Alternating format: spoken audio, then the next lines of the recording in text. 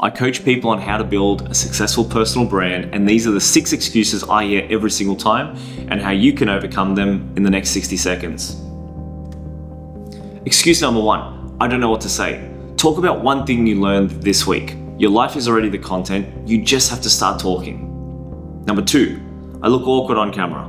Record 10 videos without posting any of them. Watch them back and you'll be surprised how fast that feeling goes away. Number 3, my camera quality isn't good enough. You're already filming on a phone that has a better camera than anything used in Hollywood 20 years ago. Number 4, people will judge me. The people judging you are not posting either. Think of the 10 people you actually want to help and talk to them. Forget everyone else. Number 5, I need everything to be perfect first. The best creators alive still cringe at their early content. Post it anyway. Number 6, I don't have enough followers for it to matter. Stop checking the numbers for 30 days, just focus on the reps. Every person with 100,000 followers had a video with 47 views. None of these are real excuses, they're just problems and every single one has a solution. Just start.